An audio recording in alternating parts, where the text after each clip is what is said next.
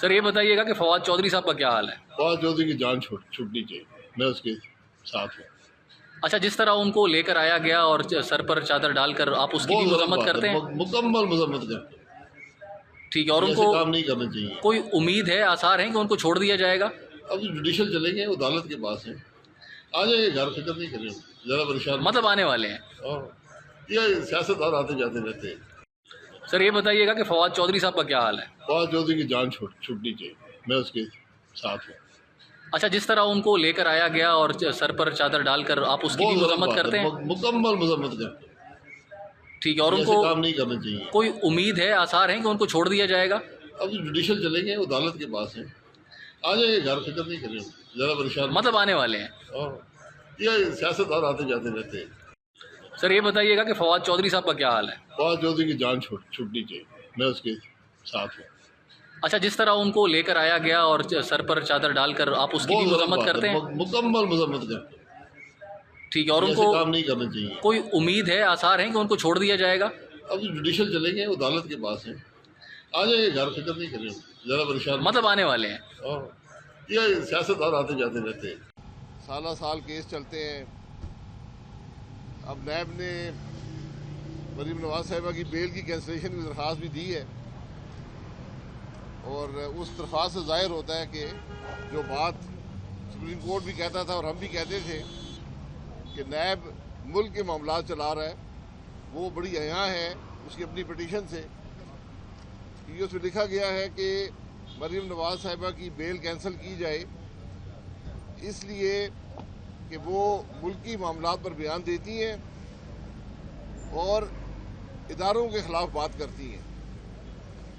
یہ ذرا NAB chairman بتائیں کہ کب سے یہ ملکی ذمہ داری انہوں نے سنبھال لی ہے، کیونکہ نہ کسی ادارے نے شکایت کی ہے، اور ملکی معاملات پر بات کرنا جو ہے وہ حق آئین کے اندر محفوظ ہے۔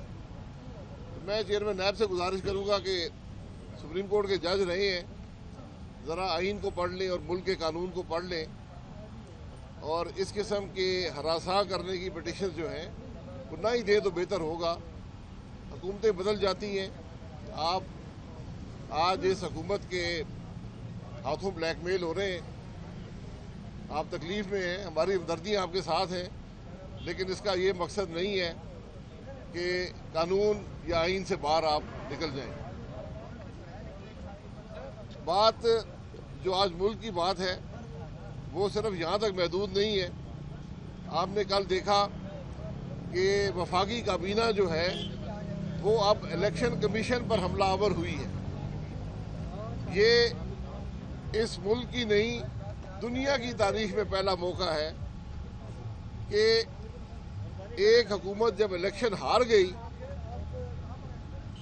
تو اس نے بجائے اس کے کہ اپنی ہار کو تسلیم کرے، اس نے ملک کے الیکشن کمیشن پر ہی عدم اعتماد کا اظہار کر دیا۔ یہ وہی الیکشن کمیشن ہے جس کے 20 پریزائڈنگ آفیسر اور بمع ووٹ یہ حکومت اٹھا کر لے گئی تھی، اور آج تک پتہ نہیں لگا کہ ان پریزائڈنگ افسروں کو کون سا محکمہ اٹھا کر لے گیا، کیوں اٹھا کر لے گیا، اور جب سینٹ کے الیکشن میں دھاندلی نہ ہو سکی، اس ملک کا وزیر خزانہ جس کی کیمپین ملک کے وزیر اعظم خود چلا رہے تھے وہ ناکام ہوا، تو اس کا بوجھ آج حکومت جو ہے وہ الیکشن کمیشن پر ڈالنا چاہتی ہے۔ ووٹ ڈالے حکومت کے ایم این ایز نے اپنے ہی وزیر خزانہ کے خلاف، کیونکہ یہ ایم این اے جب حلقے میں جاتے ہیں تو لوگ مہنگائی کی بات کرتے ہیں، لوگ اپنی تکلیف کی بات کرتے ہیں، لوگ کہتے ہیں کہ تمہاری حکومت ناکام ہو چکی ہے، تمہارا وزیر خزانہ ناکام ہو چکا ہے، تمہارا وزیر اعظم ناکام ہو چکا ہے، اس کا جواب دو۔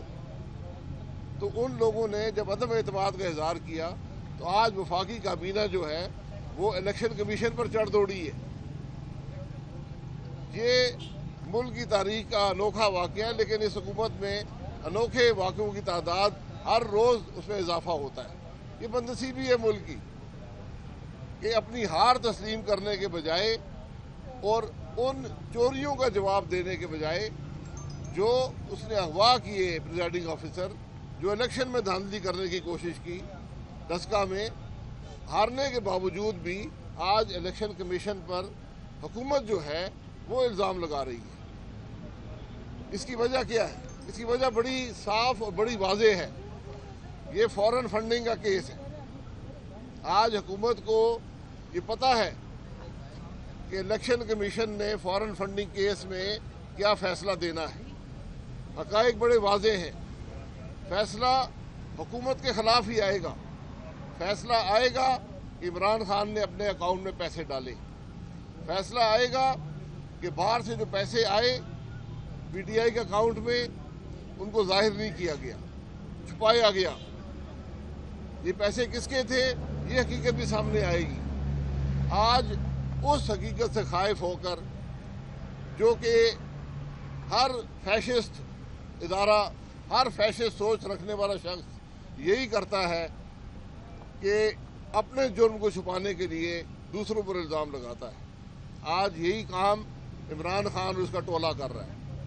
लेकिन ये बात चलनी नहीं है, ये उनको भी आज वाज़ेह हो गया है। ये वही हुकूमत है जिसने सेनेट का इलेक्शन भी चोरी करने की कोशिश की, जिसने कैमरे लगाए। ये दुनिया की तारीख में पहला मौका है कि एक पार्लिमान के इदारे के अंदर कैमरे लगाकर वोट की निशानदेही करने की कोशिश की गई, किसने वोट कहाँ डाला है। आज तक कोई इसका जवाब देने वाला नहीं है। जिस शख्स की निगरानी में कैमरे लगे वो एक दफ़ा फिर धांधली के ज़रिए मुल्क के सेनेट का चेयरमैन बन चुका है, ओथ उठा चुका है। वोट 49 वोट पड़े और बड़े वाज़ेह हैं। हिदायत में लिखा हुआ है कि खाने के अंदर कहीं भी मोहर लगाएं, लेकिन इस मुल्क के सदर के नुमाइंदा उनकी तरफ से अपॉइंट किए गए पीटीआई के एक शख्स जो पीटीआई के बेंचेस पर बैठता था, जो कानूनदान है, उसको ये समझ नहीं आई कि हिदायत नंबर 1 पे क्या लिखा हुआ है। अब अदालतों के चक्कर लगेंगे, कल अदालतें फैसला करेंगी। तो जिस मुल्क में एक ऐसा इलेक्शन जिसके 100 वोटर हों उसमें भी कैमरे लगते हैं, उसमें भी धांधली की कोशिश होती है, और जब वोट गिनती होते हैं तो उनमें भी चोरी होती है। ये 2018 के इलेक्शन का एक रीप्ले है और ये रीप्ले पाकिस्तान बर्दाश्त नहीं कर सकता। ये एक वाज़ेह हकीकत है।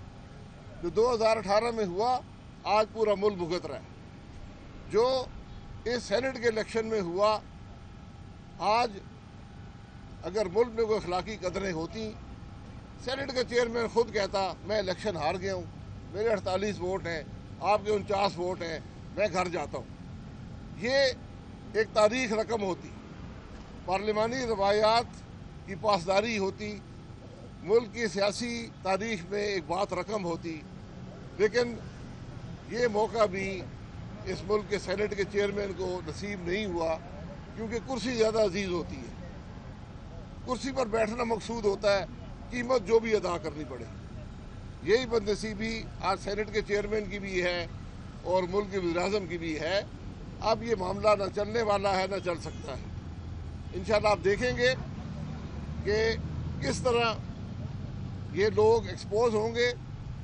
ये इन्हीं अदालतों में खड़े होंगे हकीकी केसों के सामने। फॉरेन फंडिंग का जो केस है, एक दिन भी हुकूमत नहीं रह सकती। अगर इस मुल्क में सुप्रीम कोर्ट एक वज़ीर-ए-आज़म को तनख्वाह ना लेने पर निकाल सकता है, हुकूमत तोड़ सकता है, तो फिर फॉरेन फंडिंग में जहाँ करोड़हार रुपया आया, बताया नहीं गया, ज़ाती अकाउंटों में आया, वो हुकूमत कैसे कायम रह सकती है। ये सवाल है जिसके जवाब पाकिस्तान के अवाम मांगते हैं। और हर बात जो है वो मुल्क में महंगाई से जुड़ी हुई है। जब मुल्क के हुक्मरान इस तरह के चोर होंगे, जब मुल्क के हुक्मरान दूसरे इदारों पर चढ़ दौड़ेंगे, और ये सिर्फ पहली बात नहीं है, اس سے پہلے کون سا ادارہ اس حکومت نے چھوڑا ہے؟